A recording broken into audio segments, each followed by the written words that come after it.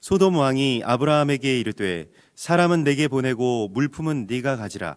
아브라함이 소돔 왕에게 이르되 천지의 주제이시오 지극히 높으신 하나님 여호와께 내가 손을 들어 맹세하노니 내 말이 내가 아브라함으로 치부하게 하였다 할까 하여 내게 속한 것은 실 한 오락이나 들매끈 한 가닥도 내가 가지지 아니하리라. 오직 젊은이들이 먹은 것과 나와 동행한 아넬과 에스골과 마므레의 분깃을 제할지니 그들이 그 분깃을 가질 것이니라. 이후에 여호와의 말씀이 환상 중에 아브라함에게 임하여 이르시되 아브라함아 두려워하지 말라. 나는 네 방패요 너의 지극히 큰 상급이니라. 아브라함이 이르되 주 여호와여 무엇을 내게 주시려 하나이까. 나는 자식이 없사오니 나의 상속자는 이 다메섹 사람 엘리에셀이니이다. 아브라함이 또 이르되 주께서 내게 씨를 주지 아니하셨으니 내 집에서 길린 자가 내 상속자가 될 것이니이다. 여호와의 말씀이 그에게 임하여 이르시되 그 사람이 내 상속자가 아니라 내 몸에서 날 자가 내 상속자가 되리라 하시고 그를 이끌고 밖으로 나아가 이르시되 하늘을 우러러 뭇 별을 셀 수 있나 보라. 또 그에게 이르시되 내 자손이 이와 같으리라. 아브라함이 여호와를 믿으니 여호와께서 이를 그의 의로 여기시고. 아멘. 창세기 14장에 나오는 이 가나안 땅의 전쟁을 위해서 사실 아브라함이 즉흥적으로 그 조카 롯 때문에 즉흥적으로 뛰어든 것이 아니고 오랫동안 이 전쟁을 준비해 왔던 것을 우리가 보게 됩니다. 그래서 헤브론 땅에서 마므레와 에스골, 아넬이라고 하는 이 가나안 땅에 살아가고 있는 동역자들과 함께 연합을 하고 있었죠. 그리고 집에서 318명이라고 하는 개인으로 생각하면 굉장히 많은 숫자의 사람들을 기르고 훈련했습니다.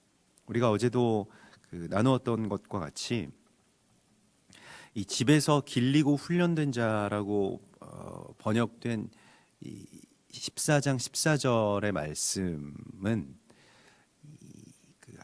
이 봉헌과 깊은 관계가 있습니다. 그러니까 그 훈련되었다 또 교육되었다라고 하는 것과 봉헌한다라고 하는 말이 같은 말입니다. 그래서 이스라엘 교육청이 이 한학이라고 하는 그 말과 이 단어와 연결되고 교육부를 그렇게 부르게 되는데요. 이 훈련됐다라고 하는 것을 한학이라고 하는데 이 한학이라고 하는 말에서 나온 절기가 있습니다. 그게 바로 이제 곧 우리 가운데 열릴 그 한우카의 절기이죠. 한우카가 그 한학에서 나온 말이고요. 그래서 봉헌되다 또한 그 교육하다 또 그리고 하나님 앞에 그렇게 훈련되다라고 하는 말이 다 같은 말이죠. 다음 세대에 주님의 용사들을 기르는 것이 아브라함이 가나안 땅에서 했던 가장 주된 사역이었습니다. 그리고 연합하는 것이요. 그래서 그 땅의 회복에 대하여서 이 아넬과 에스골 형제들과 이제 동맹했다라고 그렇게 기록되어 있는데요. 헤브론이라고 하는 지역 자체 이름의 뜻이 연합이라고 하는 뜻을 갖고 있지 않습니까? 근데 거기서 아브라함이 그 세 형제들과 동맹을 했다라고 할 때 그 동맹은 단순한 그냥 어떤 그 약조를 맺고 맹약을 맺은 것이 아니라 그 동맹이라고 할 때 이 바알 베리트라고 이렇게 그 히브리어로 써져 있습니다. 굉장히 이례적인 표현이고 사실 창세기에서만 나오는 이 본문에서만 나오는 그런 표현인데 바알 베리트, 바알레 베리트 이렇게 되면 직역하자면 그러니까 이 베리트라고 하는 것은 이제 베어내다라고 하는 뜻을 갖고 있죠. 이제 그것으로 이제 언약을 맺는 것입니다. 그런데 보통은 그래서 이 베리트 카리트 이렇게 되어서 둘 다 베어내다라고 하는 뜻이고요. 양쪽에서 이제 베어낸다라고 하는 그런 뜻인데 짐승을 이 쪼개서 그 쪼갠 고기 사이로 지나가면서 이제 서로 이 약조를 맺는 어떤 그러한 고대의 이 약속, 언약 이러한 것을 베어낸다라고 하는 표현으로 주로 많이 쓰는데 여기서는 바알을 베어낸다 이렇게 되어 있습니다. 그래서 그 바알을 베어내기 위한 어떤 이 동맹 혹은 언약, 또 바알이라고 하는 그 이 땅의 어떤 헛된 신, 그게 태양신의 계통도 따르고 있고, 바알은 그 양쪽, 그러니까 이 애굽과 또 이 메소포타미아 바벨론 지역의 그 신들, 그러니까 이 해와 달을 섬기는 그 신앙을 다 가지고 와서 그게 이제 융합된 그 사이에 있기 때문에 뭐 지형적으로도 그렇죠. 그래서 가나안 땅에 그러한 그 이 우상 숭배를 그렇게 세워 나갔던 것인데요. 그러니까 서로가 보완이 되죠. 해와 달을 둘 다 섬기니까요. 그래서 바알과 아세라를 그렇게 숭배하는 뭐 그러한 어떤 그 이 땅의 결박들을 풀어내자. 그것을 풀어낼 실제적인 용사들을 기르자. 318명을 그곳에서 연합해서 기르는 모습을 보게 됩니다. 주로 뭐 오갈 데 없는 어떤 고아들, 이방인들, 나그네들, 이러한 사람들을 이렇게 거두어다가 뭐 오늘날로 치면 학교를 만든 것이라고 할 수가 있겠고요. 또 일종의 고아원 같은 어떤 그러한 곳을 그렇게 만들어서 때를 기다리고 있었던 아브라함을 보게 됩니다. 그래서 아브라함은 정말로 실제적인 이 땅의 통치의 지형이 바뀔 그 날을 기다리고 있었습니다. 근데 사실 개인으로서는 꿈꾸기 어려운 일인데요. 왜냐하면 가나안 땅을 점령하고 있었던, 가나안 땅을 식민 지배하였던 이 바벨론의 왕들, 그 네 왕들의 원정군과 또 소돔 왕과 고모라 왕을 위시한 이 가나안 땅의 다섯 왕들의 전쟁은 마지막 때의 어떤 그런 이 아마겟돈 전쟁과 연결되는 뭐 그러한 전쟁이었기 때문에 그렇습니다. 그래서 이러한 엄청난 어떤 이 많은 숫자와 이 군사들이 원정을 오고 또 전쟁을 치르는 이러한 와중에 뭐 개인으로서는 좀 많은 숫자이긴 합니다만은 318명이라고 하는 보잘것없는 이 숫자의 어떤 민병대로 그들을 추격한다. 군대를 추격한다.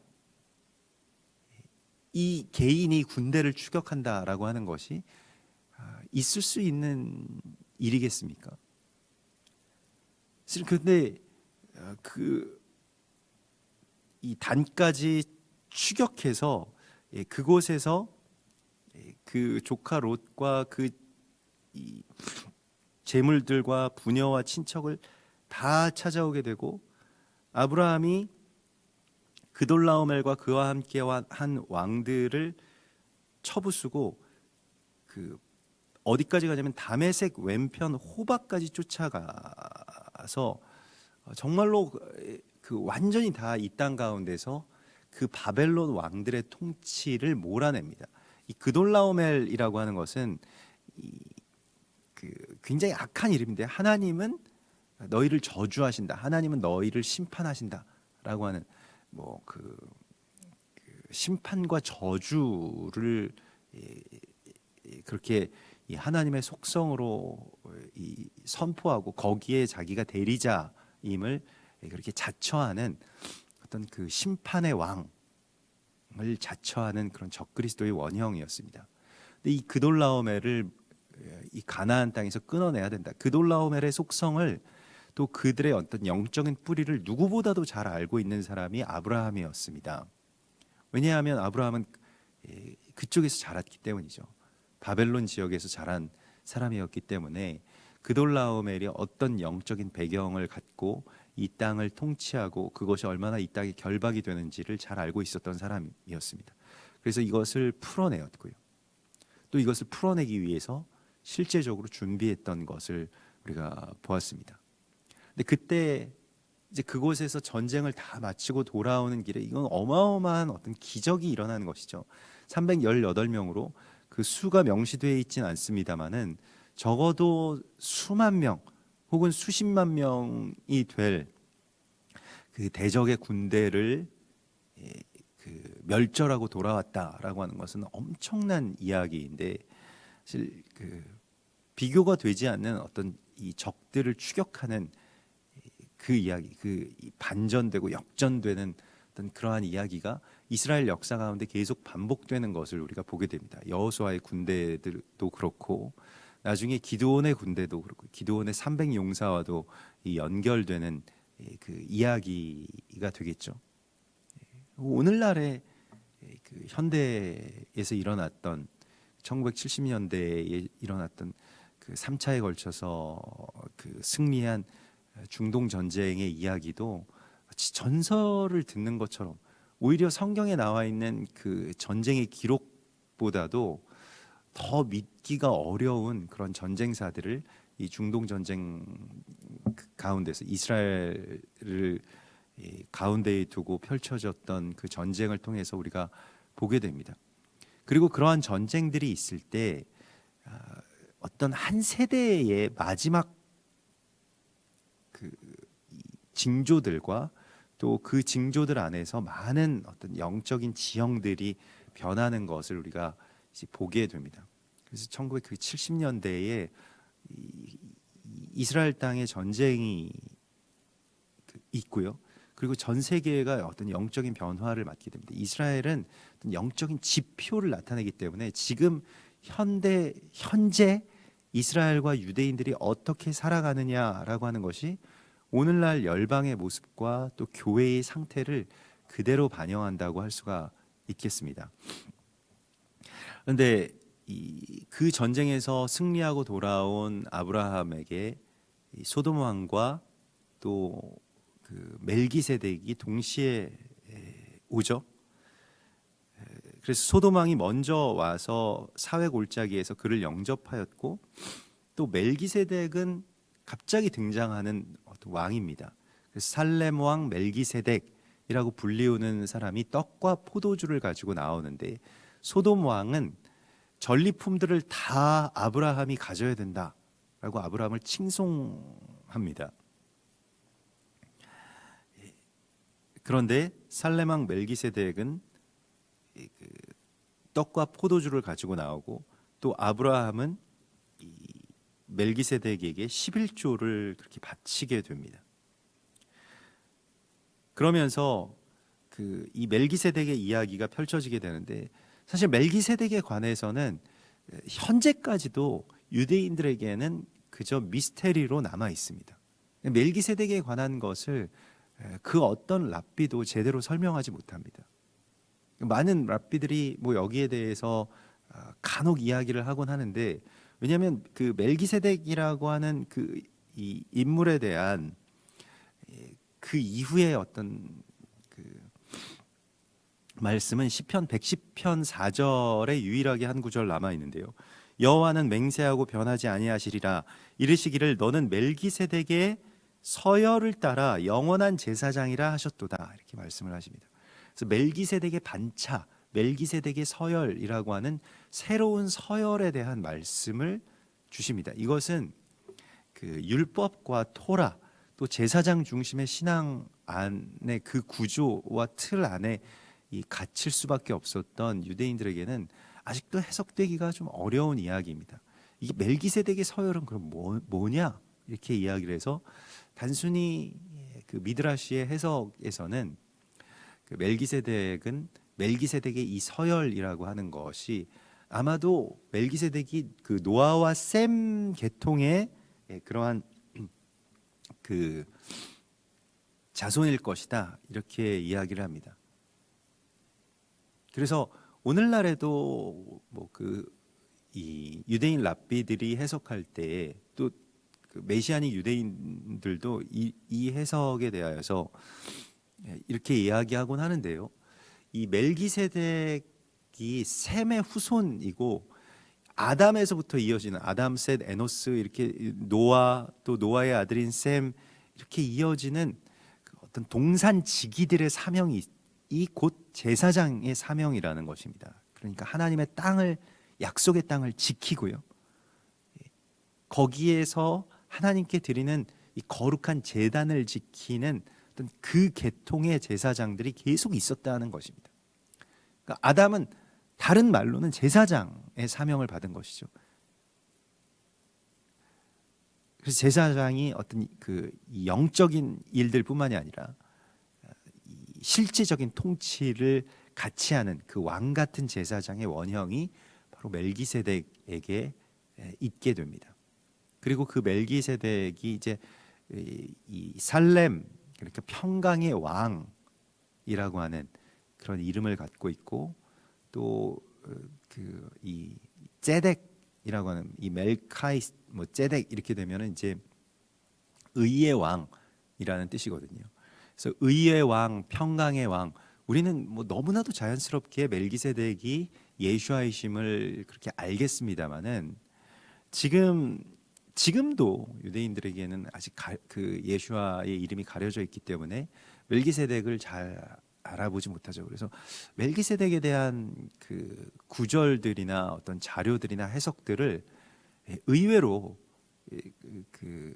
이 히브리인들의 어떤 가르침에서 또 랍비들의 뭐 유명한 랍비들은 뭐 시콜콜하게 많은 것들에 대해서 이야기를 남겼는데 멜기세덱에 대해서는 뭐 의도적으로 그러는 건지 모르겠습니다만은 잘 그렇게 그 터치가 되지 않은 어떤 그런 미지의 영역으로 남아 있습니다. 그 메시아에 대한 예언이 아주 직접적으로 나와 있는 이사야서 53편도 유대인들이 읽지 않은 어떤 금서처럼 여겨지고 사실 이사야서 전체가 유대인들이 잘 읽지 않고 연구하지 않죠. 히브리 대학에도 이사야서를 전공하는 이 구약 교수가 없다고 합니다. 구약학의 어떤 중심은 히브리대에 있는데 그런데 이사야를 연구하지 않는다는 것이죠. 뭐 연구할 수 있는 어떤 자료들도 별로 있지 않고요. 이사야서 53장 같은 경우에는 이 토라 포션에서 같이 이제 이 읽게 되는 하프토라의 이 말씀 그러니까 이 예언서의 본문 가운데 유일하게 빠져 있는 어떤 본문입니다. 이사야서 53장만 의도적으로 제외되어 있습니다. 이사야서 53장 무엇입니까?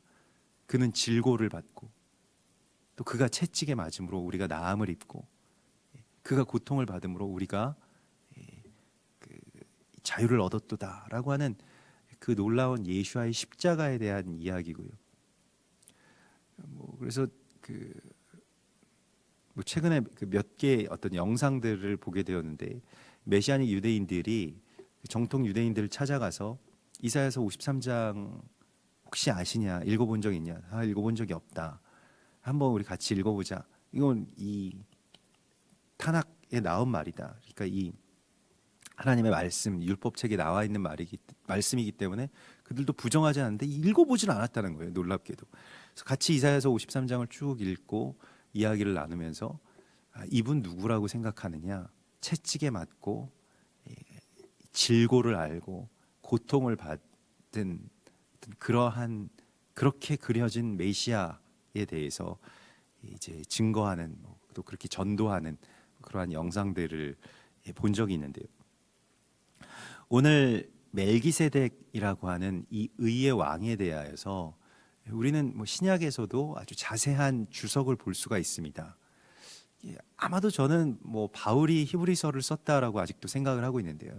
좀 이 학문적으로 신학적으로는 별로 이렇게 크게 이 인정을 못 받는 어떤 그러한 이야기입니다. 그냥 심정적으로 바울이 쓰지 않았겠는가, 혹은 뭐 바울 공동체가 저술한 것이 아니겠는가 생각을 하는데 히브리서에서 히브리서 5장, 7장, 8장에 이 멜기세덱에 대한 이야기가 계속해서 나와 있죠. 히브리서 6장 20절에도 보면 그리로 앞서 가신 예수께서 멜기세덱의 반차를 따라 영원한 대제사장이 되어 우리를 위하여 들어가셨느니라. 그래서 이 멜기세덱의 반차라고 하는 말씀, 시편 110편에도 멜기세덱의 서열을 따라 영원한 제사장이라 하셨도다라고 하는 이 멜기세덱 계통의 제사장이 있다라고 하는 것을 우리가 이 본문 가운데서 보게 되고요. 사실 이것은 아론 계통의 제사장밖에는 알지 못하는 이 이스라엘 백성들에게는, 유대인들에게는 아주 새로운 어떤 이야기가 됩니다. 히브리서 7장에 멜기세덱에 대한 이 주석이 다 자세하게 기록이 되어 있습니다. 멜기세덱은 살렘 왕이요 지극히 높으신 하나님의 제사장이라. 여러 왕을 쳐서 죽이고 돌아오는 아브라함을 만나 복을 빈 자라. 아브라함이 모든 것의 10분의 1을 그에게 주니라. 그 이름을 해석하면 먼저는 의의 왕이요 다음은 살렘 왕이니 곧 평강의 왕이요. 아버지도 없고 어머니도 없고 족보도 없고 시작한 날도 없고 생명의 끝도 없어 하나님의 아들과 닮아서 항상 제사장으로 있느니라. 이 사람이 얼마나 높은가를 생각해 보라. 아브라함도 노량물 중 10분의 1을 그에게 주었느니라. 그리고 레위 족보에 들지 아니한 멜기세덱은 아브라함에게서 10분의 1을 취하고 약속을 받은 그를 위하여 복을 빌었나니 논란의 여지 없이 낮은 자가 높은 자에게서 축복을 받느니라. 증언하기를 내가 영원히 멜기세덱의 반차를 따르는 제사장이라 하였도다. 이와 같이 예수는 더 좋은 언약의 보증이 되셨느니라. 더 좋은 언약의 보증. 아브라함이 이것을 붙들죠. 만일 아브라함이 소돔 왕을 붙들었다면, 소돔 왕에게 나아갔다면 멜기세덱은 고작 떡과 포도주를 가지고 왔을 뿐입니다. 소돔 왕은 전리품의 모든 것을 다 가지라고 말했습니다. 그러나 아브라함은 전리품의 10분의 1을 멜기세덱에게 바치고, 그리고 자신은 아무것도 갖지 않고 또 자신과 동맹했던 사람들의 몫을, 또 전쟁의 어떤 참전의 어떤 공로를 그들에게로 돌려달라, 그러니까 에스골 형제들에게로 돌려달라라고 하는 이 이야기를 했을 뿐입니다. 자신은 아무것도 갖지 않았습니다. 이 전쟁은 자신의 치부를 위해서, 자신이 어떤 이익을 위해서 한 전쟁이 아니라고 하는 것을 분명하게 선포하고 있습니다. 이게 나중에 여호수아의 군대가 치룰 그 헤렘 전쟁의 원형입니다. 헤렘 전쟁이라고 하는, 진멸하라 이렇게 나오는데, 그 진멸이라고 하는 것은 완전히 다 뭐 소탕하라, 뭐 완전히 모든 것을 다 죽이라, 이런 뜻도 있습니다만은, 거기서 진멸이라고 하는 것은 자신이 갖지 않는다는 거예요. 전쟁을 어떤 욕망의 이 동력으로 치르지 않는다는 것입니다. 이걸 정말 말 그대로 성전이죠. 하나님께 드리는 예배로 드리고 여기에서 자신의 몫을 취하지 않겠다라고 하는 것을 말합니다. 11조를 드린다라고 하는 것은 우리가 계속 11조가 나올 때마다 나누는 말씀입니다만은, 제사장의 유업을 위임받는다라고 하는 뜻이 됩니다. 11조의 제사라고 하는 것은 보통 일반적인 제사와는 다릅니다. 훗날에 이스라엘 백성들이 다 11조를 드리게 되어 있는데, 이 11조와 생명의 속전이 연결되어 있고, 생명의 속전이라고 하는 것은 하나님께 우리의 아들이, 또 나 자신과 또 우리의 장자가 하나님 앞에 온전하게 다 드려졌습니다라고 하는 것을 선포하는 것이고요. 그 생명이 실제로 레위인과 제사장들처럼 성전에서 계속 자신의 삶으로 그렇게 하나님을 섬겨야 되는데, 레위인들이 이제 대표로 그 자리에 있기에 그 레위인들을 먹이고 세우고 그렇게 살리는 어떤 그러한 속전으로, 그러한 어떤 제물로 이 11조를 바치게 되는 것을 우리가 보게 됩니다. 그래서 지금 아브라함이 최초의 11조를 드리기 시작했고요. 오늘날에도 11조에 대해서 이 11조가 논쟁이 될 만한 사안인가, 저는 그렇게 생각을 합니다만은, 11조를 강조하고 그 11조에 대해서 구약의 다른 여타 제사법들을 다 부정하면서도 왜 11조를 이렇게 강조해서 아직도 교회가 버리지 못하느냐, 재정적인 어떤 그러한 색안경을 끼고 11조에 대해서 해석하시는 그러한 분들도 있습니다만은 굉장히 악한 생각이라고 그렇게 여겨집니다. 사실 뭐 구약의 어떤 제사와 관계없이 11조라고 하는 것은 제사장의 위임을 받고 그 땅의 제사장으로서 아담 때로부터 내려오는 그 유업을 내가 받겠습니다라고 하는 그 소망과 선포가 그대로 담겨져 있는 것입니다. 그래서 우리가 11조를 할 때 더 큰 의미를 보아야 되는 것이죠. 그래서 너희의 온전한 11조를 내 창고에 들여 내가 너희에게 복을 주지 않나 보라라고 말씀하실 때 그 복은 바로 아브라함의 복을 말하는 것입니다. 그냥 세상에서 치부하는 복과는 차원이 다른 복입니다. 멜기세덱의 반차를 따르는 영원한 제사장의 반차에 들어가는 복을 말합니다. 왕 같은 제사장이 되는 그 복을 의미하는 것입니다. 우리가 아브라함의 이 너는 복이 될지라라고 말씀하시는 그 복을 아브라함이 붙든 거예요. 우리가 이 복을 사모해야 되고요. 또 이 복을 알아볼 수 있어야 됩니다. 참된 복을 알아볼 수 있어야 됩니다. 돈 많이 벌게 되는 것은 복이 아니라니까요. 최근에도 그 로또에 당첨된 어떤 그 형제의 비극이라고 해서 여러분들도 뭐 보도를 보신 바가 있으실 겁니다. 어떤 형제 중에 그 한 형이 로또에 당첨돼서 처음에는 그 중에서 이 상당 부분을 자기 동생에게 떼어줬다는 거예요.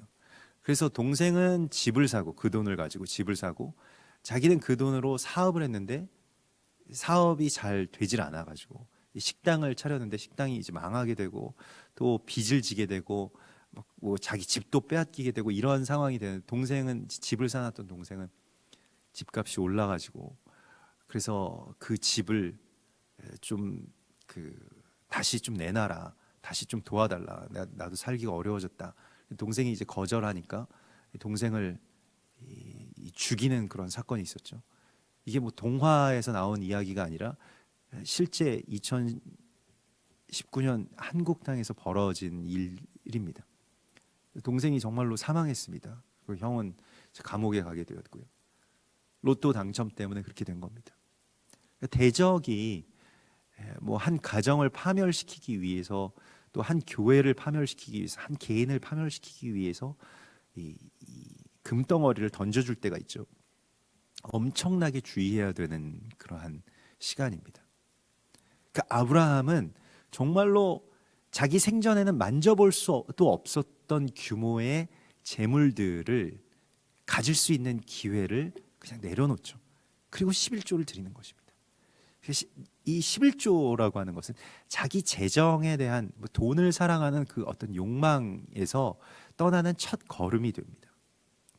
그리고 거기에서부터 이제 내가 이 전쟁을 치른 이유는, 내가 돈을 번 이유는 하나님께 나 자신을 완전하게 드리는 멜기세덱의 계통을 따르는 제사장이 되기를 원합니다라고 하는 이 고백을 드리는 것이죠. 떡과 포도주를 예수께서 우리 가운데 주시죠. 그래서 우리가 값없이 실은 이 6월절 만찬에 참여하고 예수께서 주시는 떡과 이 잔을 받습니다마는 그러나 그것과 연결되는 한 가지를 놓쳐서는 안 될 것입니다. 11조를 드린다라고 하는 것이요. 그래서 이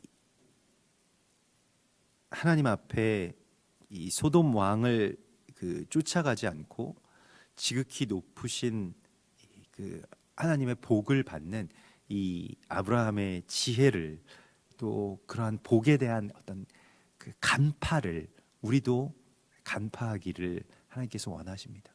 참 복이 무엇이냐라고 할 때 결국에는 자신이 그 재물을 많이 갖게 되는 것이 아니라 많이 가지면 가질수록 거기에 더 묶이게 됩니다. 그곳에 묶이지 않고 매이지 않고 정말로 하나님 안에서 참된 자유를 누릴 수 있는 그러한 멜기세덱의 제사장, 멜기세덱 반차를 따르는 제사장으로 하나님께서 우리를 세우시고 우리에게 떡과 포도주를 주시기를 원하십니다.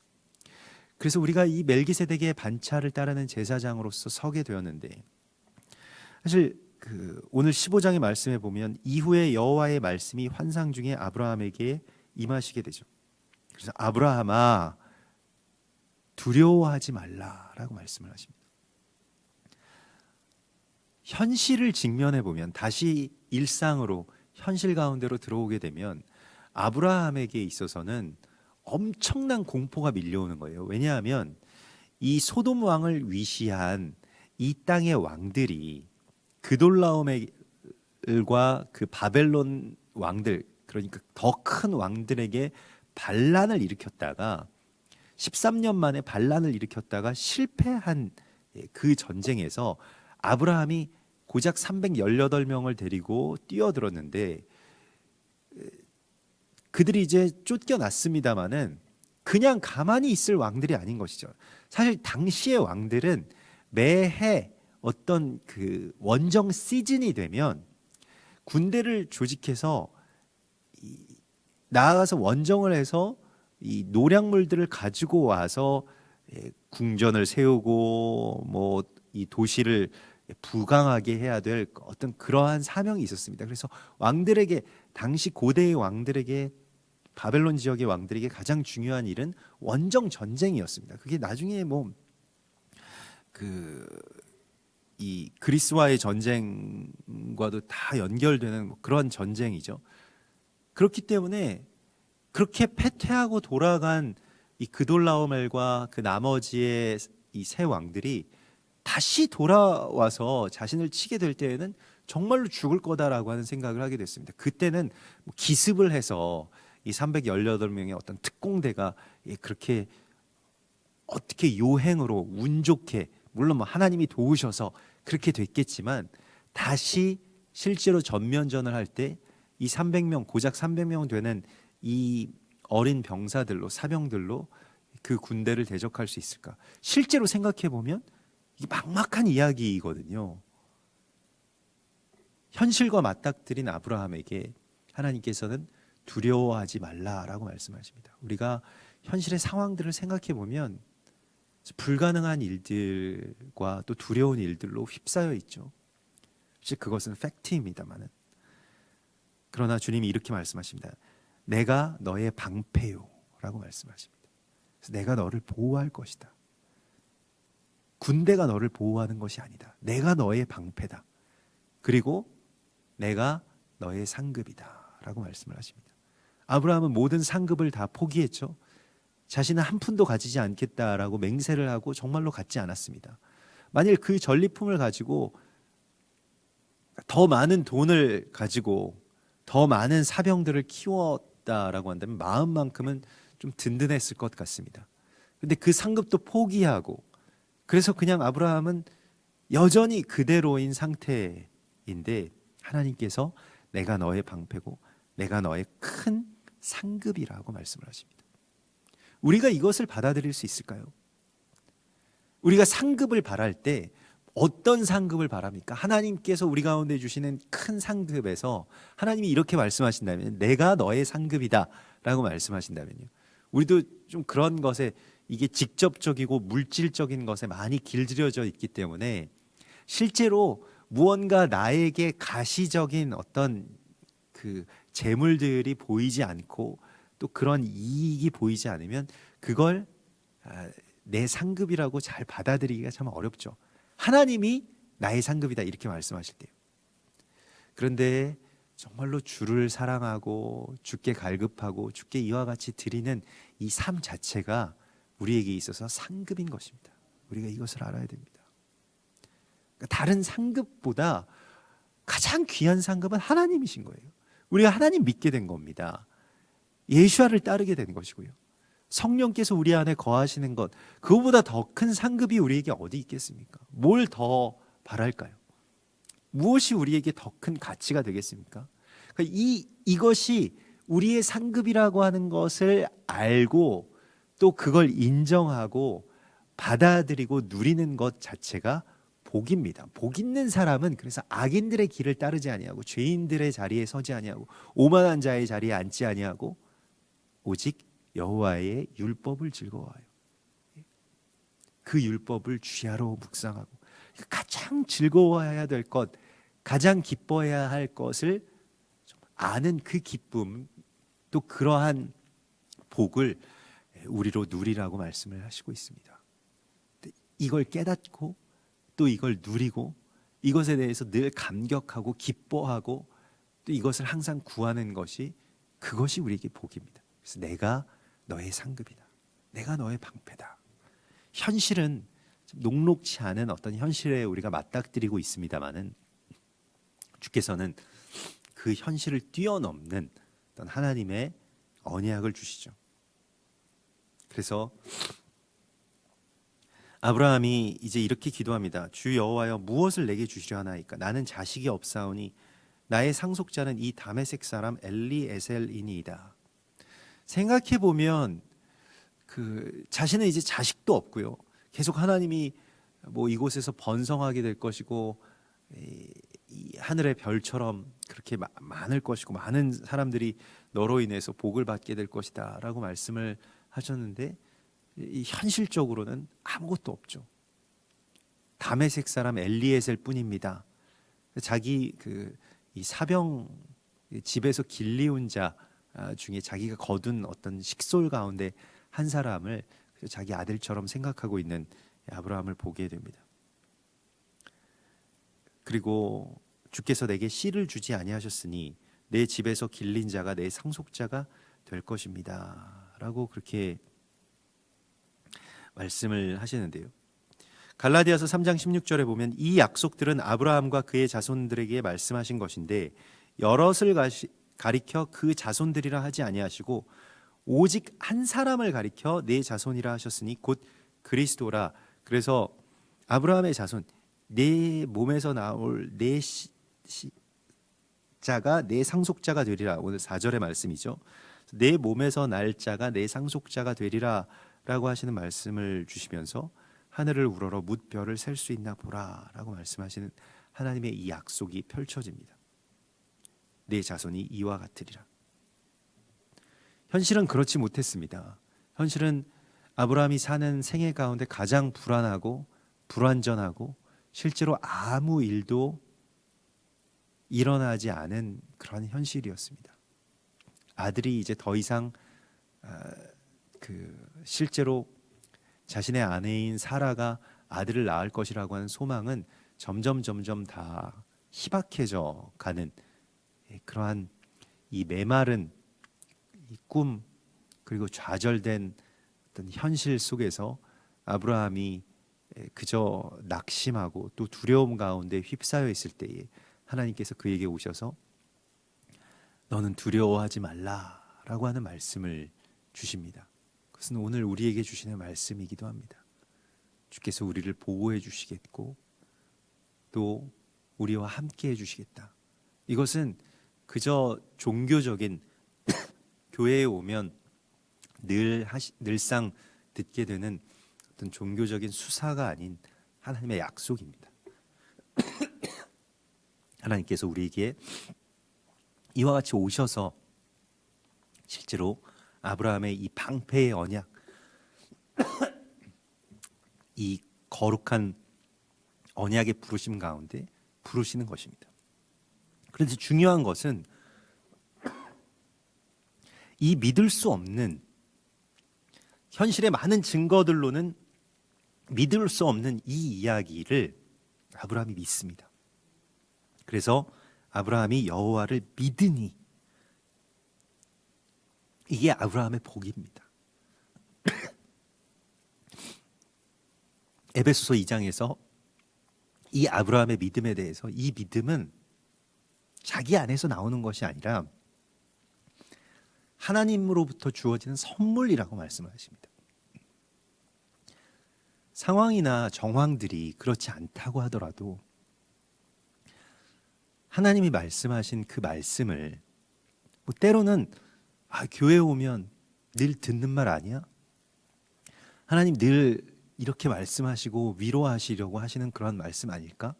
라고 생각되는 그런 말들이요. 하나님이 당신과 함께 하십니다. 하나님이 당신의 방패가 되십니다. 라고 하는 이 한 말씀을 아브라함이 붙든 거예요. 이것이 믿음입니다. 성경에 나와 있는 하나님의 말씀, 하나님의 언약을 실제로 붙드는 복을 우리가 받아야 됩니다. 이것이 믿음입니다. 하늘에서부터 주어지는 이 아브라함이 가졌던 바로 이 믿음. 아브라함이 하나님을 믿으니 하나님은 이것을 의로 여기셨다라고 말씀을 하십니다. 왜 의로 여기셨는지를 우리가 알게 되겠죠. 아브라함은 믿을 수 없는 중에 믿었습니다. 믿을 수 있는 어떤 증거들이 아무것도 보이지 않을 때 아브라함 믿었습니다. 이것이 그에게 의가 된 것이죠. 그래서 여기서 아브라함이 하나님을 믿었다라고 할 때 이 아만이라고 하는 말은 직역하면 신뢰를 세웠다라고 하는 뜻이 됩니다. 그러니까 믿었다라고 하는 것은 단순히 그냥 하나님의 말씀을 믿었다 이런 것이 아니라 이 히브리어를 이 고대 히브리어를 전공하신 연세대학교 윤성덕 교수님 말씀과 이 구절에 대해서 배운 적이 있었는데 그분이 이런 말씀을 하시더라고요. 아주 직역하면 아브라함이 하나님께 의리를 지켰더니라고 하는 게 더 맞는 것 같다 이렇게 이야기를 하더라고요. 그러니까 이 신뢰를 세웠다라고 하는 거 오늘날 뭐 의리라고 하는 것과 비슷한데 하나님께 그 의리를 세웠다는 거예요. 그걸 믿음이라고 표현한 것입니다. 그러니까 단순히 어떤 존재에 대한 믿음이 아니라 실제로 그 신뢰로서 자신의 어떤 목숨을 걸고 의리를 지키는 아브라함의 모습을 보게 됩니다. 그래서 믿음이라고 하는 것은 세우다, 지탱하다, 확실하게 신뢰를 보내다라고 하는 그런 뜻을 갖고 있고요. 우리가 뭐 흔히 그 우스갯소리로 우리 그 부부 사이에서 나중에는 처음엔 사랑으로 시작했다가 나중에 의리로 사는 것이다 뭐 이렇게 또 이야기들을 하지 않습니까? 근데 하나님과의 관계에서 의리라고 하는 것을 별로 우리가 잘 생각하지 않았었는데요. 하나님은 어떤 경배와 숭배의 대상이시기 때문에. 근데 오늘 이 아브라함이 하나님께 의리를 지켰더니 하나님께서 이것을 의로 여기시고라고 할 때 그러면 우리가 의리라고 하는 것은 좀 다른 의미죠. 의리 있다라고 하는 것은 뭔가 거기에 준하는 어떤 행동을 한다는 것을 말합니다. 의리가 있다 없다 우리가 이렇게 생각할 때 그렇지 않습니까? 그러니까 아브라함은 하나님을 정말 마음과 머리로 믿었을 뿐만이 아니라 실제의 삶에 있어서도 그것과 연결되는 삶을 살았던 것이죠. 그것이 아브라함이 하나님을 믿으니 하나님께 그 신뢰와 의리를 세웠더니 하나님께서 이를 의로 여기시고라고 하는 말씀이 됩니다. 그래서 행함과 연결되는 이야기가 되겠고요. 그것이 아브라함의 믿음의 핵심이라고 할 수가 있겠습니다. 오늘 우리가 이러한 주님의 부르심 가운데 정말로 주님의 약속을 이렇게 믿고 또 그 약속을 따라서 사는 그러한 신뢰를 하나님과 세워나가는 그런 복된 복의 근원이 되기를 소망합니다. 같이 기도하겠습니다. 하늘에 계신 우리 아버지시여 이름이 거룩히 여김을 받으시오며 나라의 임하옵시며 뜻이 하늘에서 이룬 것 같이 땅에서도 이루어지이다. 오늘날 우리에게 일용할 양식을 주옵시고 우리가 우리에게 죄 지은 자를 사해 준 것 같이 우리 죄를 사하여 주옵시고 우리를 시험에 들게 하지 마옵시며 다만 악에서 구하옵소서. 대개 나라와 권세와 영광이 아버지께 영원히 있사옵나이다. 아멘.